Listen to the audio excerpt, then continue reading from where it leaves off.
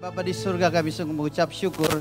Ini adalah ibadah kami terakhir di hari Minggu ini. Mari Tuhan, kami berdoa, biarlah pengurapan yang sama terus menyertai pemberitaan firman-Mu. Tuhan, meskipun hamba-Mu ini untuk ketiga kali menyampaikan Tuhan di hari ini, tapi hamba-Mu tahu tanpa pengurapan, perkenanan Tuhan, penyertaan Tuhan, maka sia-sialah hamba mempersiapkan ini. Maka itu sekali lagi hamba meminta dengan segenap kerendahan hati, kiranya Kau Allah berkenan untuk menyertai pemberitaan firman-Mu dengan tanda-tanda mujizat. Tuhan, apa yang Kau singkapkan kepada hamba-Mu bukanlah sesuatu hal yang biasa. Biarlah ini bisa tersampaikan dengan baik kepada jemaat-Mu. Urapi lidah bibir hamba-Mu untuk bisa menyampaikannya sesuai dengan kehendak-Mu Tuhan. Supaya semua jemaat-Mu pulang dengan membawa berkat-berkat-Nya. Tuhan, urapi juga jemaat-Mu, jamah hati telinga rohani mereka, supaya mereka dapat menangkap pesan Tuhan. Terima kasih Bapa. Kami siap mendengar firman-Mu, dalam nama Tuhan Yesus kami sudah mengucap syukur. Dan semua yang percaya sama-sama katakan, beri tepuk tangan buat Tuhan. Silakan duduk saudara. Shalom. Tidak terasa kita sudah masuk ke bulan Oktober ya. Sudah beberapa kali saya dengar lagu Natal, padahal masih lama saudara, tapi nggak apa-apa. Ya saudara, sesuatu yang Tuhan singkapkan kepada saya tentang hati, dan saya percaya ini sangat penting, maka saya akan mencoba menyampaikannya secara pelan supaya saudara menangkap pesan Tuhan ini. Dan saya percaya kalau saudara menangkap pesan Tuhan ini, saudara pulang, hidup saudara nggak akan sama lagi. Saudara boleh tampilkan slide-nya.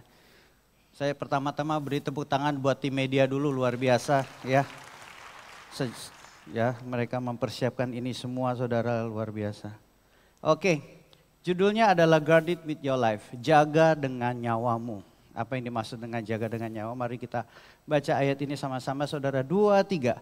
Jagalah hatimu dengan segala kewaspadaan, karena dari situlah terpancar kehidupan. Ya, jagalah hatimu dengan segala kewaspadaan, karena dari situ terpancar kehidupan. Jadi bukan tugasnya Tuhan yang jaga hati. Betul nggak saudara? Tugas kita yang jaga hati kita. Bukan Tuhan loh ya. Jadi jangan bilang Tuhan, kok Tuhan nggak jaga hatiku sih? No, kita yang jaga hati kita. Perhatikan di sini ada 2 kata yang sangat menarik. Tenang kok saudara, poinnya cuma 2 poin aja kok, dikit. Tapi 1 poin 2 jam. Ada yang udah makan di sini, ada yang belum makan? Ya selamat ya. Oke, di sini katakan jagalah. Ya, jagalah kita tahu artinya menjaga atau memproteksi, melindungi saudara. Nah, tapi kata kedua di sini kewaspadaan. Ketika saya lihat dari bahasa aslinya suatu hal yang luar biasa.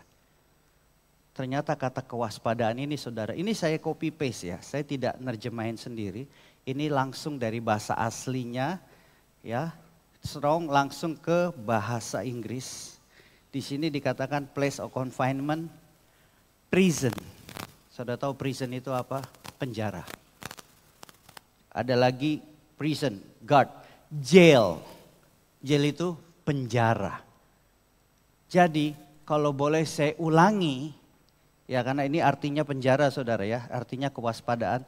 Jadi kalau kita boleh mengulang kembali ayat tadi, ya, jagalah hatimu seperti menjaga penjara. Jagalah hatimu seperti menjaga penjara. Kenapa penulis ini pakai perumpamannya penjara? Kenapa penulis ini pakai kata penjara identik dengan menjaga hati? Kenapa harus penjara? Nah saudara, saudara ingat peristiwa Paulus dan Silas? Ya, di Kisah Para Rasul, sebelum kita baca ayatnya. Jadi ceritanya Paulus dan Silas, mereka ditangkap, didera berkali-kali, dimasukin ke penjara, ditaruh di penjara paling tengah dan dipasung kakinya. Artinya dipasung di rantai ya, kakinya dipasung di rantai. Malam hari mereka berdua apa yang mereka lakukan? Mereka memuji menyembah Tuhan. Mereka memuji menyembah Tuhan. Dan apa yang terjadi ketika mereka memuji menyembah Tuhan? Seluruh penjara dengar gempa bumi terjadi. Ketika gempa bumi yang terjadi, apa yang terjadi selanjutnya? Rantai-rantai terlepas. ya, tali-tali atau rantai atau pasung-pasung yang mengikat kaki terlepas. Pasung-pasung, rantai-rantai termasuk rantai-rantai pintu-pintu gembok, pintu penjara terlepas semua, terbuka semua. Ya jadi tiba-tiba boom kebuka semuanya. Dan kita baca ayat ini. 2, 3. Ketika kepala penjara itu terjaga dari tidurnya dan melihat pintu-pintu penjara terbuka, ia menghunus pedangnya hendak membunuh diri. Karena ia menyangka bahwa orang-orang hukuman itu telah melarikan diri. Pertanyaannya, kenapa sih mau bunuh diri? Kan yang nama juga bencana alam kan, gempa bumi loh. Ya wajar lah kalau narapidana kabur. Orang di Indonesia aja narapidana kabur, kepala penjaranya masih kerja, gak mengundurkan diri malah. Nah ternyata saudara, konteks ayat ini di sana, kalau kamu menjaga penjara dan narapidananya lari dari penjara kamu, hukumannya mati. Ternyata hukumannya mati. Jadi dia mikir daripada, dia nggak tahu ya kalau para narapidananya masih di penjara, dikira sudah pada kabur. Makanya Paulus bilang, kita semua jangan menghunus pedangmu, kami semua masih di sini, kita masih KKR. Mereka masih uji nyembah Tuhan. Karena dia pikir daripada nanti dia disidang dipermalukan, hukuman mati lagi. Jadi disidang hukuman mati, malu-maluin, lebih baik bunuh diri, lebih terhormat lah katanya, hara kiri ya atau hara kanan ya.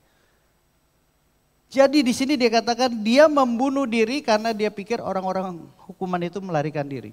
Jadi ternyata menjaga penjara taruhannya nyawa. Sekali lagi, menjaga penjara saat penulisan Alkitab ini taruhannya nyawa. Saudara ingat peristiwa waktu mayat Yesus mau diambil? Mayat Yesus hilang, sebetulnya bukan hilang, Yesus bangkit lagi. Tapi kan dikira mayatnya Yesus dicuri. Jadi mereka bilang begini, kamu harus mengatakan bahwa murid-muridnya datang malam-malam dan mencurinya ketika kamu sedang tidur. Nah ayat 14 kita baca sama-sama 2, 3. Dan apabila hal ini kedengaran oleh wali negeri, kami akan berbicara dengan dia sehingga kamu tidak beroleh kesulitan apa-apa. Jadi they take it very seriously loh. Sangat serius ketika menjaga sesuatu termasuk penjara. Taruhannya nyawa. Jadi kalau boleh saya baca lagi ayat itu. Berdasarkan konteks saat itu. Jagalah hatimu seperti menjaga penjara. Di mana nyawamu lah taruhannya. Jagalah hatimu dengan nyawamu. Jagalah hatimu seolah-olah nyawamu bergantung samanya. Coba renungkan kata-kata ini. Renungkan saudara. Jagalah hatimu dengan nyawamu. Siapa yang di sini tidak menjaga nyawa saudara? Siapa yang di sini saudara naik motor ugal-ugalan? Ya kan gitu. Atau saudara nyebrang jalan gak mau lihat mobil? Kan dilindungi Tuhan, jalan kan ada Yesus ya buk. Kok ada Yesus lah, ditabrak rupanya. Kita pasti menjaga kan nyebrang lihat-lihat. Ya. Termasuk saudara nggak mungkin saudara main asal makan-makan sembarangan kan. Istilahnya saudara pasti menjaga nyawa saudara kan.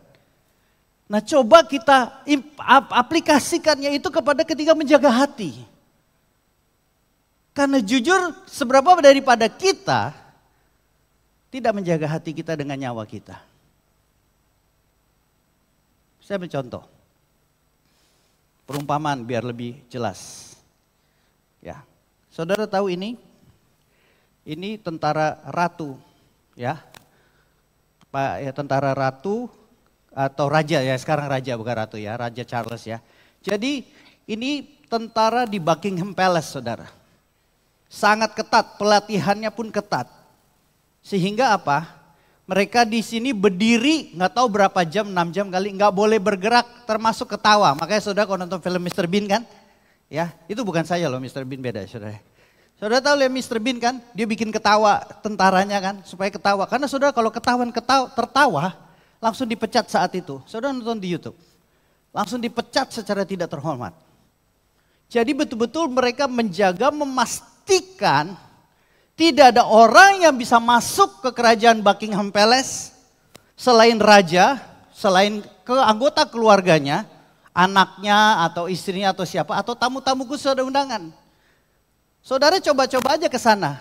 Udah tiket mahal lagi ke Inggris kan. Halo Shalom, saya dari Batam Center, saya mau ketemu sama Raja Charles. Oh silakan, dari Top Guy, oh silakan masuk. Enggak gitu saudara.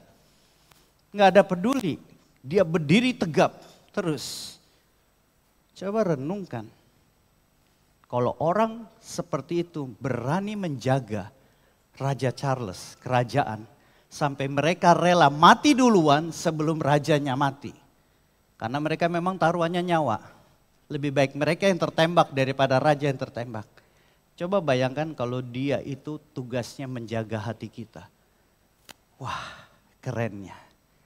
Keren kan saudara punya bodyguard seperti itu. Dan saya mau kasih tahu sama saudara. Bodyguard, pelindung itu, penjaga itu adalah saudara sendiri. Saudara yang menjaga hati saudara. Siapa yang saudara izinkan masuk. Dan siapa yang tidak saudara izinkan masuk. Apa dan siapa yang saudara izinkan atau masuk. Dan siapa atau apa yang saudara tidak izinkan masuk. Ini perumpamannya saudara, ya, bukan sulap, bukan sihir. Ya, oke saudara, ini perumpamaan seperti ini. Kita baca dulu ayatnya supaya saudara nggak ngeliat ke saya. 2, 3. Tetapi barang siapa minum air yang akan kuberikan kepadanya, ia tidak akan haus untuk selama-lamanya. Sebaliknya, air yang akan kuberikan kepadanya akan menjadi mata air di dalam dirinya yang terus-menerus memancar sampai kepada hidup yang kekal. Ketika kita terima Yesus sebagai Tuhan dan Juru Selamat, dikatakan bahwa kita ini mendapatkan air dari Tuhan Yesus. Mata air. Yang dikatakan apa? Terus-menerus memancar. Non-stop berhenti mengalir terus. Jadi kalau boleh saya kasih perumpamannya seperti ini. Ini ketika kita terima Tuhan Yesus, ini hati kita. Ya, ini hati kita. Ketika kita terima Tuhan Yesus, mata air dan airnya ini tidak akan pernah habis istilahnya. Terus memancar, terus sampai keluar. Terus memancar non-stop. Masalahnya, firman Tuhan tadi bilang apa? Jagalah hatimu. Dengan nyawamu. Tapi sayangnya sebagian daripada kita tidak benar-benar menjaga dengan sungguh-sungguh. Salah.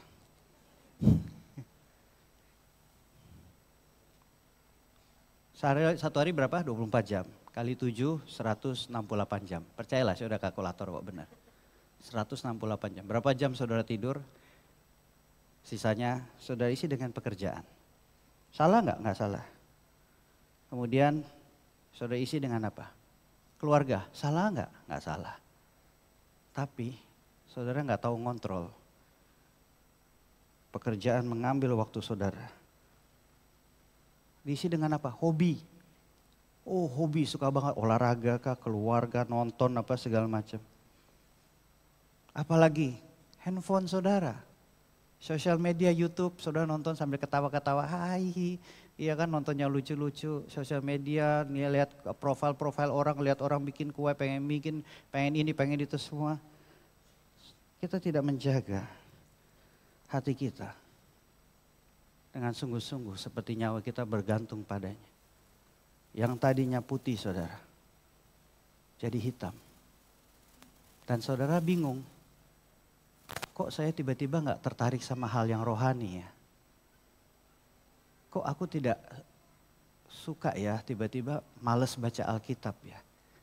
Kok males doa ya?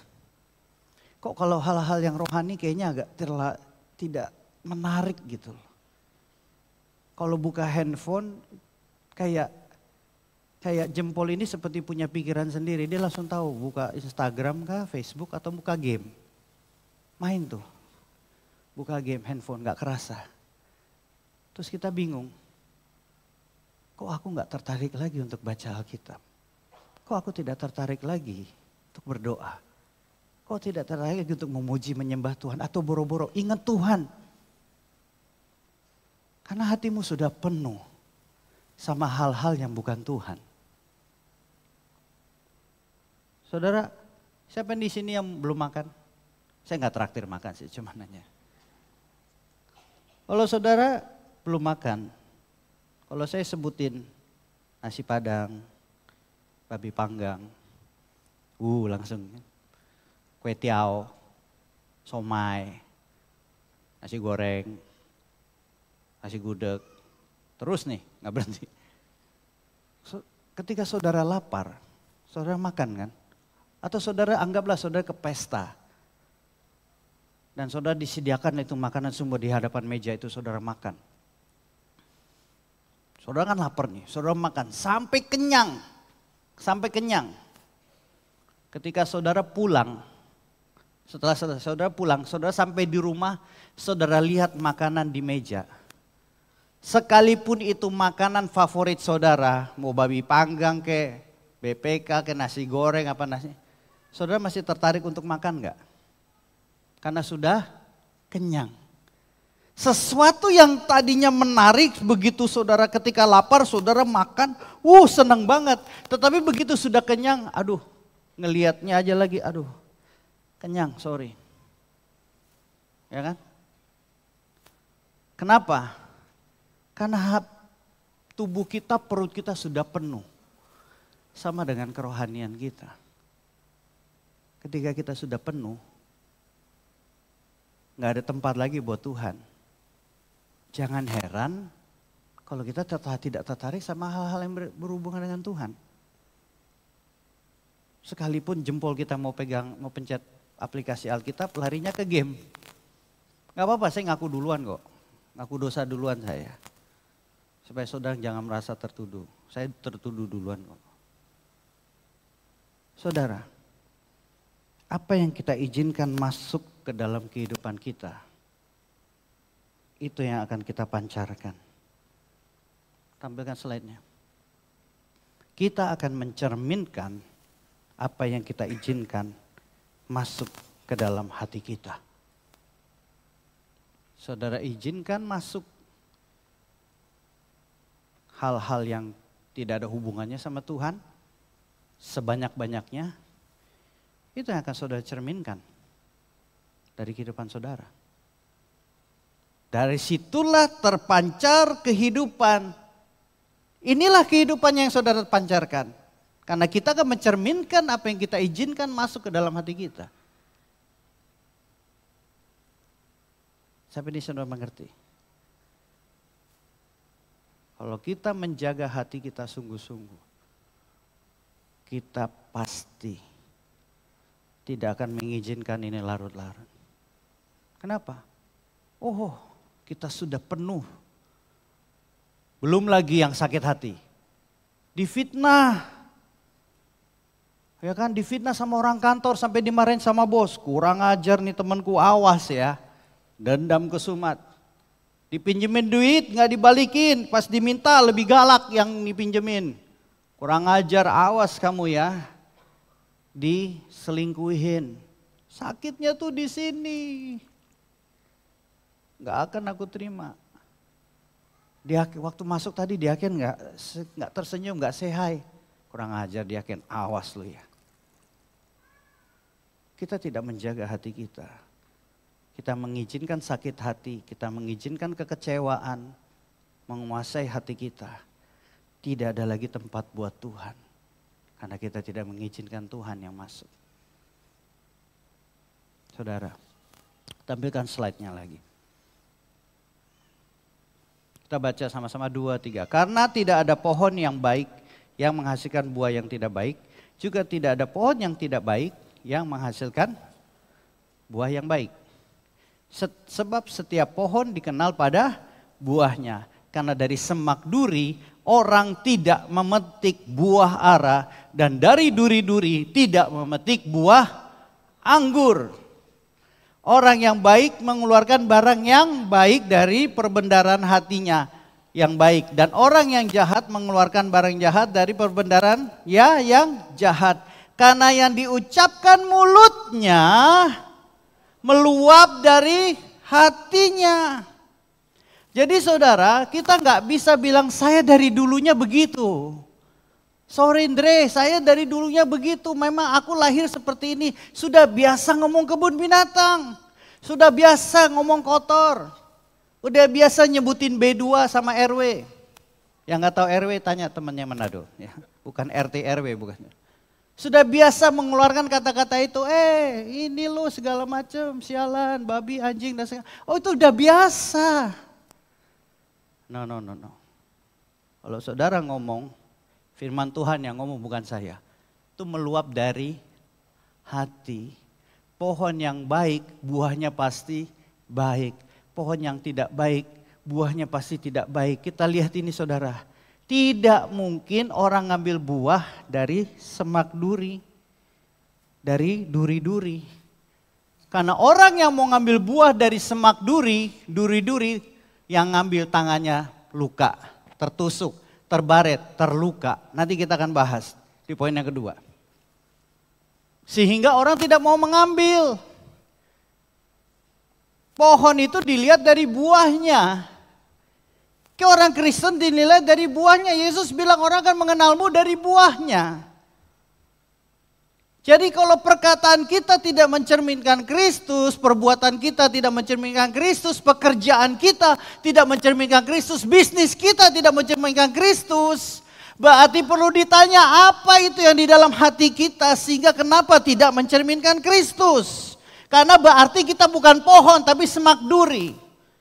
Saya yakin saudara kalau di sini di depan tiba-tiba ada pohon musangking. Dua burennya banyak berlimpah ada 100 habis ibadah gak hitung setengah jam udah habis saudara. Tapi ini kalau semak duri yang ada saudara menghindar daripada terbaret terluka. Benar gak saudara? Itu poin yang pertama. Poin yang kedua terpancar, katakan terpancar. Nah firman Tuhan di sini dikatakan jagalah hati dari segala kewaspadaan karena di situ terpancar. Nah ternyata kata terpancar sini identik dengan air. Ya, identik dengan air. Kita lihat di sini ayatnya dalam bahasa Inggris dikatakan out of it spring the issue of life. Di dalam Yohanes, tapi yang tadi kita baca, barang siapa minum air ini kuberikan dia tidak akan haus untuk selama-lamanya, sebaliknya air yang kuberikan kepadanya akan menjadi mata air di dalam dirinya yang terus-menerus memancar. Nah ternyata sama memancar springing air saudara. Jadi ketika kita tidak menjaga hati kita dengan nyawa kita, yang memancar keluar adalah sakit hati. Yang keluar adalah semak duri. Yang keluar adalah kepahitan. Yang keluar adalah kata-kata negatif. Ngapain terlalu rohani lu, gak usah terlalu rohani banget. Ngapain sih ke gereja Tabgah? Ngapain sih dengerin? Ngapain sih ikut Tuhan? Dan maaf saudara, ada orang-orang yang seperti ini. Oh ada Pak, duduk di sebelah saya deh. Nggak ada di sini, semuanya baik-baik. Di luar sana. Ya. Saudara tahu orang-orang seperti ini apa? Ketika saudara ketemu yang keluar dari mulutnya, dari perbendaharaan katanya negatif, gosip. Jelek-jelekin si A, jelek-jelekin si B, jelek-jelekin pemimpin, jelek-jelekin pemerintah, jelek-jelekin gereja. Si A, pokoknya yang bagus pun bisa jadi jelek sama dia. Bawaannya negatif aja. Dan itu tidak mengenal jabatan. Mau saudara jabatan paling rendah, sampai jabatan paling tinggi direktur sekalian, termasuk hamba Tuhan pendeta sekalipun, bisa mengalami ini ketika mereka tidak menjaga. Saya kenal seorang pendeta saudara, habis ketemu sama dia, makin capek saya. Kenapa? Ngomong sama dia ngomong pendeta gini, gereja ini, begitu, dosa ini. Jadi tidak membangun. Saya pulang setelah ketemu sama dia, pulang kok makin lemas ya, makin capek, bawaannya mau tidur. Kenapa? Karena ternyata tersedot semuanya. Memancarnya yang negatif. Duri. Semak belukar. Maka dari itu saudara, kita jangan sampai terputus. Kita baca ayatnya sama-sama 2, 3. Hendaklah kebaikan hatimu diketahui semua orang, Tuhan sudah dekat. Ini adalah alasan klasik. Hati itu selalu menjadi alasan klasik untuk kita membenarkan perbuatan kita. Maaf, saya ambil contoh aja ya. Oh, saya ngerokok tapi hati saya cinta Tuhan kok.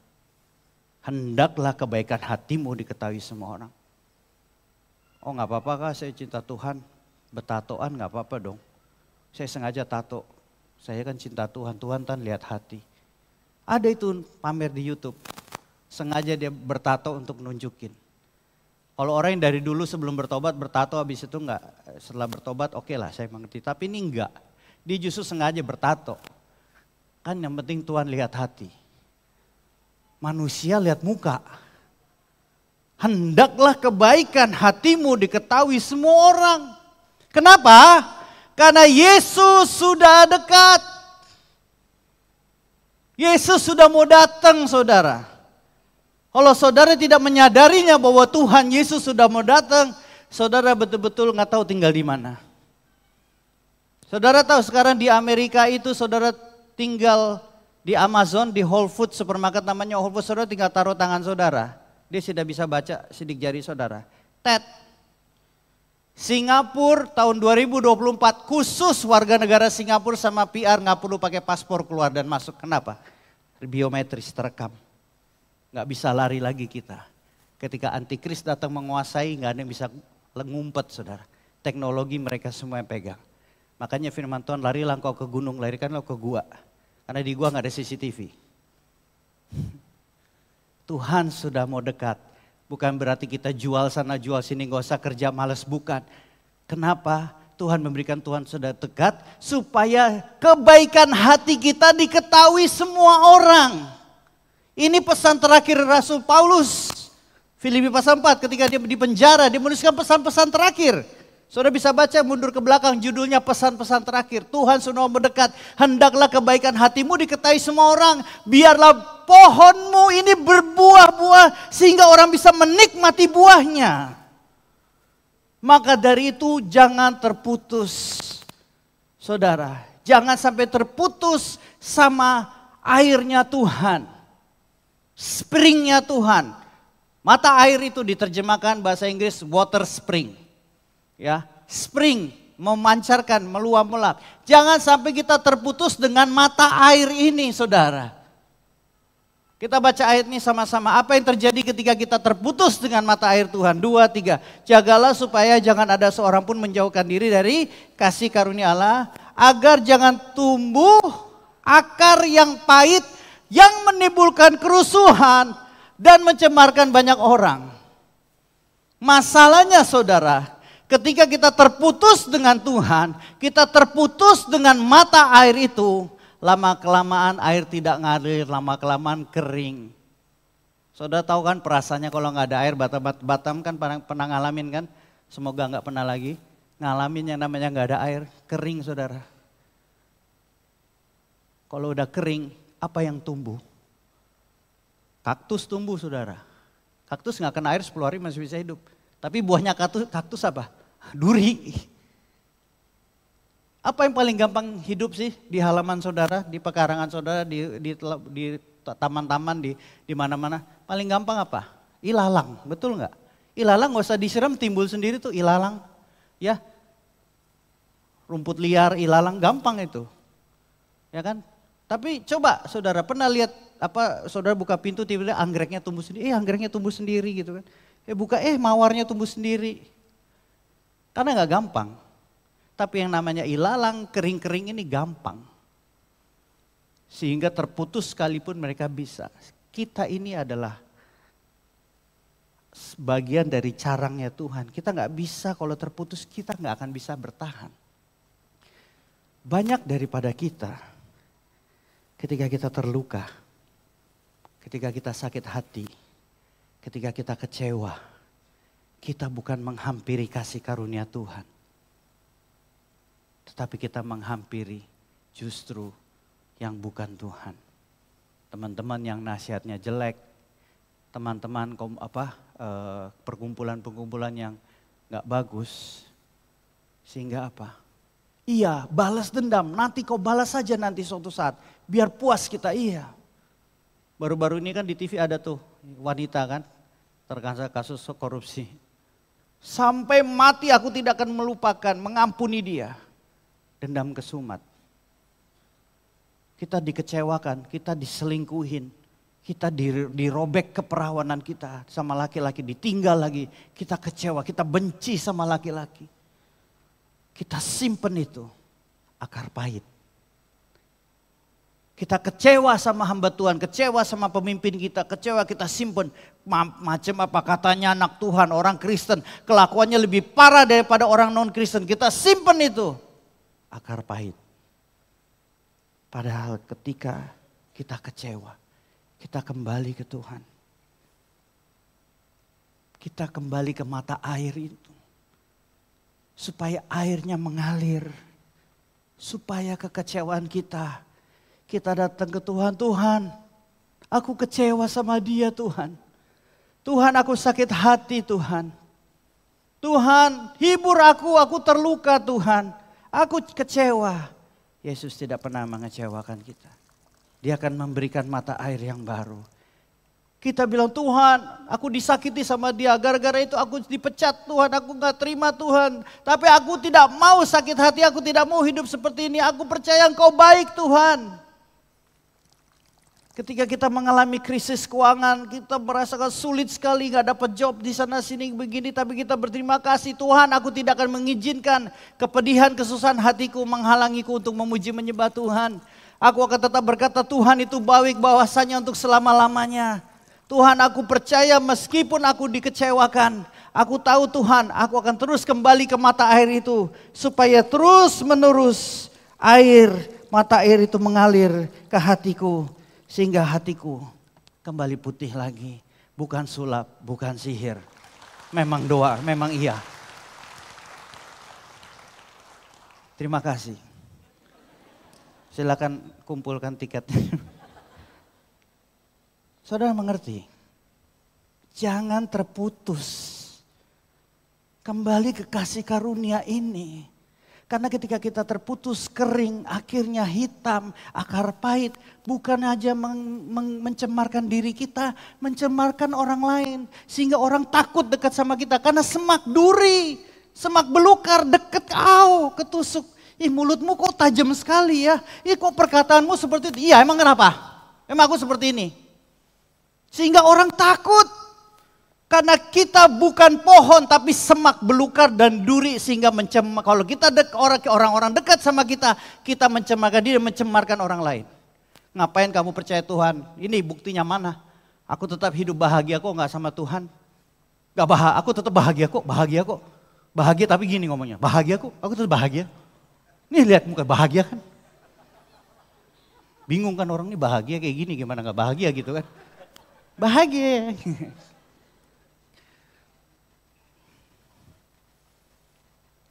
Saudara, ini adalah salah satu ikonik air terjun terbesar, bukan terbesar lah, termegah lah menurut saya di perbatasan antara Amerika dengan Kanada. Kalau dari Amerika saudara ngelihatnya dari samping, nah dari sini dari Amerika nih ngelihatnya dari samping. Tapi kalau saudara dari Kanada, saudara ngelihatnya dari depan, lebih keren. Ya, Niagara Falls, terkenal, ikonik. Wah, orang senang ke sini. Lihat saudara, keren sekali. Tapi saudara tahu, semegah-megahnya air yang begitu banyak mengalir, ya, begitu banyak mengalir, tetapi pernah suatu saat kering seperti ini. Kering seperti ini. Kok bisa? Nah, ternyata saudara, di tahun 1969 mungkin para ahli lingkungan lah atau apa gitu ya, melihat bahwa ini bahaya kalau tidak diperbaiki karena batu-batu ini akan hancur karena begitu deras airnya. Harus diperbaiki supaya dikonservasi, supaya tahan, supaya tetap bagus dan indah. Sehingga saudara apa yang mereka lakukan, mereka ngambil batu-batu, saudara mereka pergi ke hulu yang paling ujung. Karena ujung tuh makin kecil kan. Dia taruh di situ batu-batu saudara. Nggak banyak sih, pokoknya totalnya 28.000 ton. Ya, 28.000 ton. Gajah 1-2 ton. Jadi saudara bisa bayangin, anggap aja taruh gajah di situ banyak-banyak gitu ya. Tapi apa yang terjadi berhasil. Tiba-tiba bisa kering seperti ini. Yang tadinya deras bisa kering seperti ini. Dan saudara lihat bisa ada orang di situ tuh. Perbaikin. Coba kalau diangkat, wus, hilang tuh orang saudara. Ini saudara.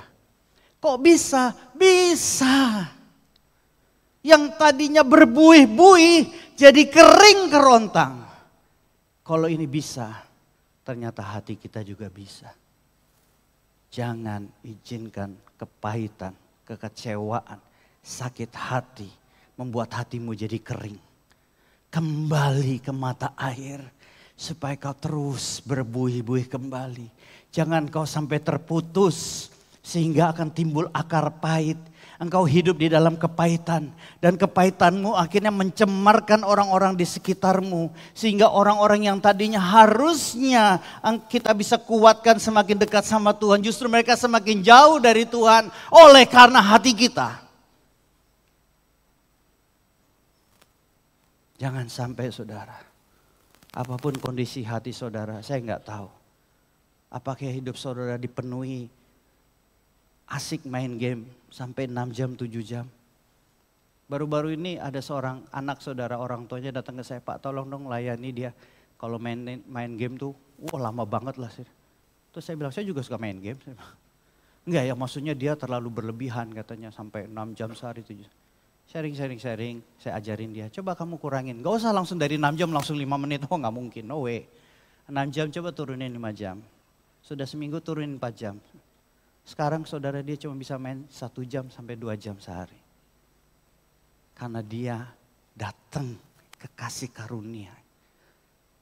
Dia tidak mengizinkan hatinya penuh dengan game. Tapi dia izinkan ada tempat untuk Tuhan di dalam hati dia. Saudara boleh nikmati sosial media, YouTube segala macam. Sisakan, adakan tempat buat Tuhan dalam hatimu. Supaya engkau senantiasa bergairah buat Tuhan. Amin saudara.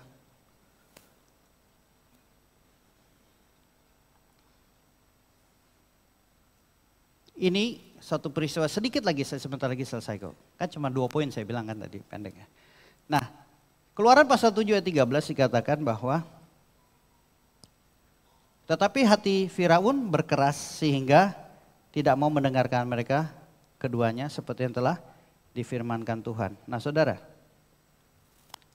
firman yang berkata bahwa Firaun mengeraskan hati itu ada 1, 2, 3, 4, 5, 6, 7, 8 ayat yang dikatakan Firaun mengeraskan hati. Firaun mengeraskan hati. Keluaran pasal 7 sampai pasal 9. 8 ada 8 dan 9. Tapi saudara lihat, mulai pasal yang ke-9, masuk ke pasal yang ke-9 dikatakan apa? Tuhan mengeraskan hati Firaun. Bukan sekali, bukan 2 kali, tetapi 1, 2, 3, 4, 5, 6 kali Tuhan mengeraskan hati Firaun. Kenapa saudara? Karena ketika kita mengeraskan hati, Tuhan sekalian keraskan supaya kita menjadi contoh untuk tidak ditiru. Firaun inilah salah satu contohnya. Dijadikan sampel contoh supaya tahu jangan seperti Firaun. Awal-awal dia mengeraskan hati sama Tuhan sekalian dikeraskan. Supaya apa? Supaya anak sulungnya mati. Supaya apa? Supaya dia binasa di Laut Merah. Ketika dia bangsa Israel melewati Laut Kosong, mereka lewat langsung ditutup sama Tuhan. Firaun beserta pasukannya mati semua. Karena dia mengeraskan hati terus menerus sama Tuhan sekalian gue keraskan. Supaya dia binasa. Saudara, jangan sampai saudara mengeraskan hati. Akhirnya timbul akar pahit. Dan Tuhan akhirnya keraskan sekalian. Supaya sekali saudara jadi contoh, jangan ditiru. Lebih baik belajar dari kesalahan orang lain daripada kita semua yang buat kesalahan itu. Betul nggak saudara? Jangan sampai kita mati sebelum waktunya. Karena kadang-kadang kalau sudah keraskan hati Tuhan gak ada pilihan lain. Kalau Tuhan masih menegur, puji Tuhan. Kalau Tuhan masih menegur, terima kasih. Lihat Daud saudara, dosanya kurang apa? Kurang jahat apa? Tapi Tuhan berkata, orang yang berkenan di hatiku. Coba. Demikian juga ini. Jadi malam hari ini saudara, nanti kita akan memuji menyembah Tuhan dan kita akan berdoa. Jangan keraskan hati.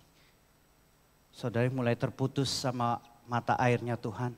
Kembali lagi ke mata airnya Tuhan. Kembali lagi ke kasih karunia Tuhan. Sebagai ayat penutup saya minta tim musik. Kita baca sama-sama 2, 3. Lihat aku berdiri di muka pintu dan mengetuk. Jikalau ada orang mendengar suaraku dan membukakan pintu, aku akan masuk mendapatkannya. Aku akan makan bersama-sama dengan dia. Dan ia bersama-sama dengan aku. Menurut saudara, yang dimaksud dengan pintu apa sih? Hati kita. Saudara, saya akan saya akan bacakan dari websitenya WHO. WHO itu World Health Organization yang suruh kita vaksin itu loh. Ya. Dikatakan bahwa penyebab utama secara global, apa dibilang? Heart disease. Heart ya. Kita kan bilangnya jantung apa, tapi mereka memakai kata heart. Kalau kita bilangnya hati kan, heart. 17,9 juta orang mati setiap tahun oleh karena penyakit yang ada hubungannya sama hati. Center of Disease Control Prevention, Departemen Kesehatannya Amerika, CDC ya, Center for Disease, dikatakan bahwa setiap hari, setiap 33 detik ada orang yang mati yang ada hubungannya sama jantung atau hati, heart disease. Jadi setiap 33 detik nih, tadi saya ada korban nggak tahu berapa lama tuh. Ya, itu sudah banyak yang mati tuh karena ada hubungannya sama heart di Amerika, saya nggak tahu di seluruh dunia. Hati itu penting. Alkitab menyebutkan 500 sampai 700 kali di Alkitab bicara tentang hati. Tuhan tidak main-main dengan hati. Tuhan mau kita serius dengan hati. Jagalah hatimu dengan nyawamu. Jagalah hatimu seolah-olah hidupmu, nyawamu bergantung sama dia. Dia sedang mengetok hati, pintu hatimu. Kalau kita izinkan masuk, dia akan tinggal bersama-sama kita, makan sama-sama kita. Saudara, ketika kita seperti penjaga Buckingham Palace itu, kita lihat Yesus, izinkan dia masuk. Yang lain-lain boleh, tapi selalu pastikan Yesus izinkan dia masuk supaya dia ada bagian di dalam hati kita yang membuat hati kita terus memancarkan mata air. Saya berharap saudara menangkap pesan Tuhan ini. Karena ini terus betul-betul membukakan mata saya. Dan semoga ini juga membuka mata kita. Mari kita bangkit berdiri, kita angkat pujian. Tuhan ini lah yang ku tahu, kau mengenal hatiku jauh melebihi semua yang terdekat sekali. Tuhan ini yang ku mau, Tuhan ini ku menjaga, bukan kau. Ku menjaga hatiku, menjaga hatiku, supaya kehidupan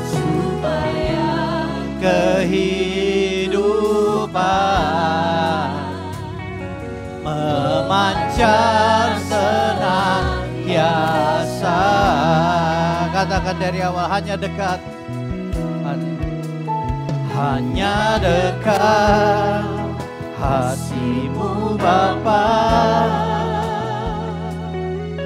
jiwaku pun tentram. Engkau menerima, dia menerima kita apa adanya saudara.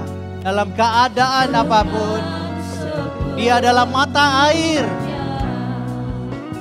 Walau dunia melihat rupa, namun kau kita tetap berharga di mata Tuhan. Sampai ke Dia tahu hati kita yang paling dalam. Hati, mari katakan dengan sungguh-sungguh, katakan Tuhan ini yang ku tahu. Inilah yang ku tahu, kau mengenal. Apakah hatimu kering? Apakah hatimu terputus? Dia tahu hati saudara. Semua yang terdekat sekali. Tuhan ini yang ku mau, Tuhan. Inilah yang aku menjaga hatiku. Ku menjaga hatiku supaya kehidupan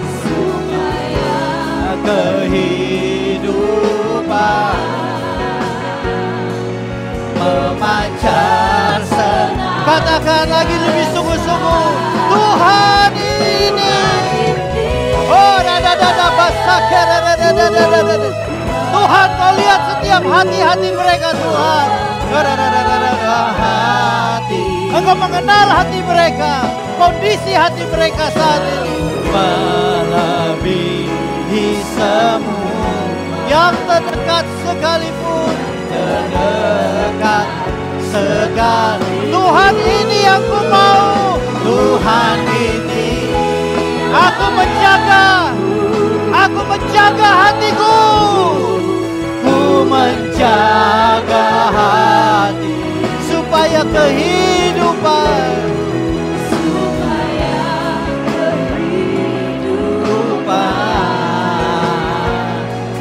memancar senantiasa, supaya kehidupan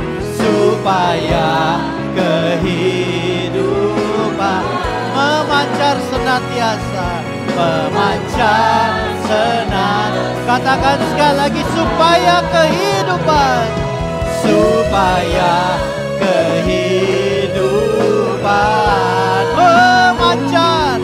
memancar senantiasa.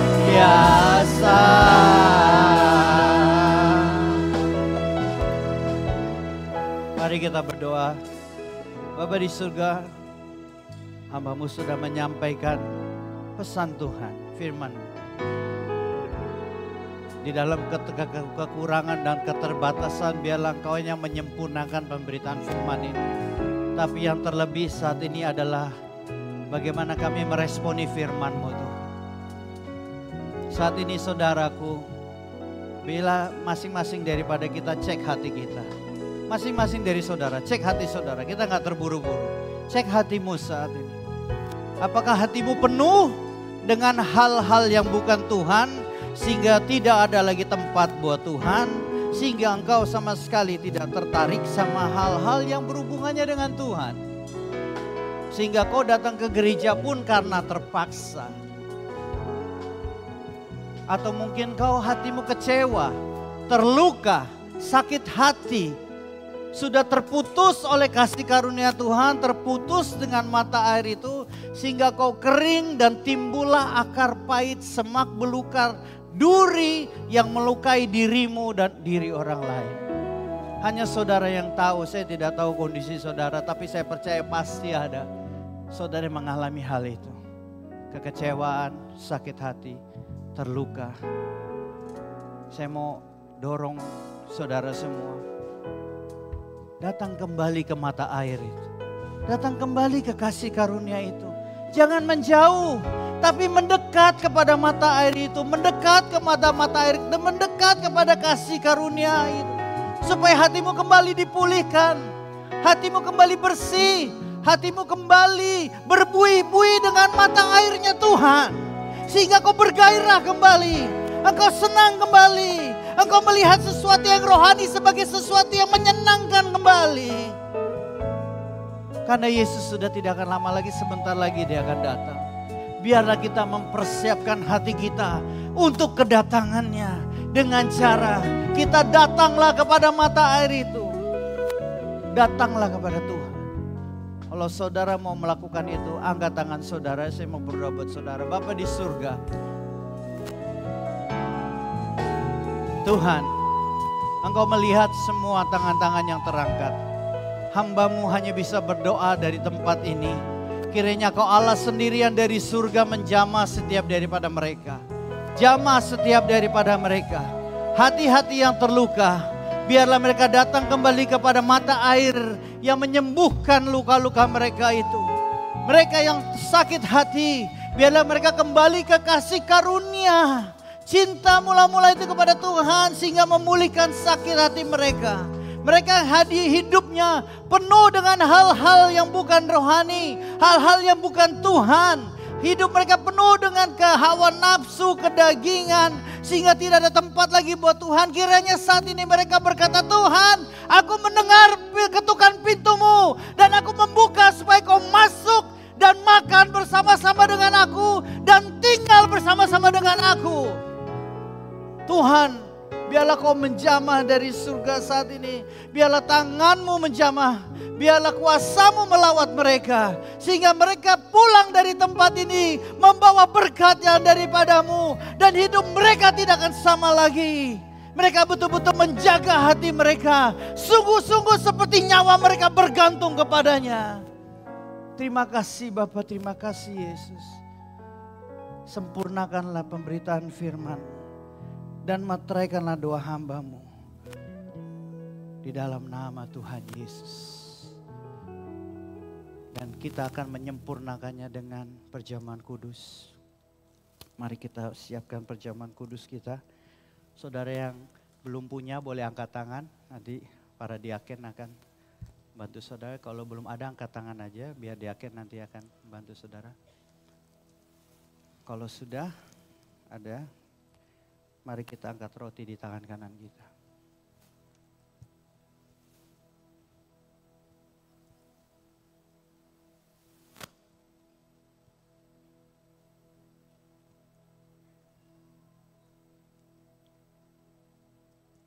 Mari kita berdoa.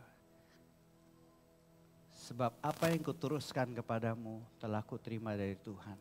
Bahwa pada saat malam sebelum ia diserahkan, ia berkumpul bersama-sama muridnya. Kemudian mengangkat roti, memecah-mecahkannya serta berkata, inilah tubuhku yang dicabik-cabikan bagimu dan bagi semua orang. Makanlah ini sebagai peringatan akan aku. Saudara percayakah bahwa roti yang kita makan ini adalah tubuh Kristus? Mari kita makan dalam nama Tuhan Yesus.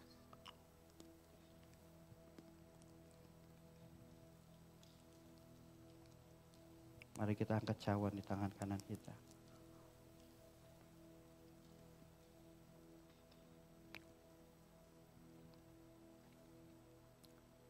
Setelah itu dia mengangkat cawan dan mengucap syukur serta berkata, inilah darahku, darah perjanjian baru yang kekal, yang ditumpahkan bagimu dan bagi semua orang. Perbuatlah ini sebagai peringatan akan aku. Percayakah saudara bahwa anggur yang kita minum ini adalah darah Kristus yang dikorbankan bagi kita. Kalau kita percaya, mari kita minum dalam nama Yesus.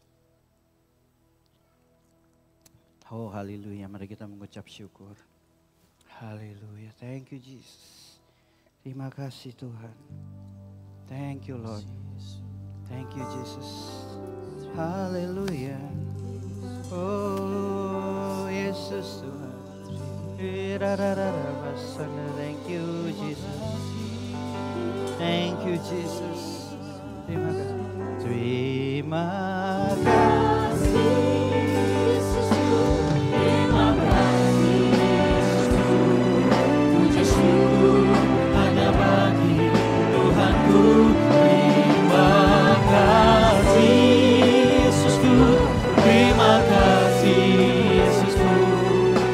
Syukur hanya bagi Tuhanku. Terima kasih Yesusku, terima kasih Yesusku. Puji syukur hanya bagi Tuhanku. Terima kasih Yesusku, terima kasih Yesusku.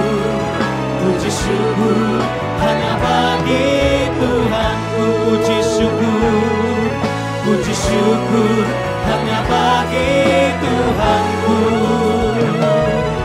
Puji syukur hanya bagi Tuhanku.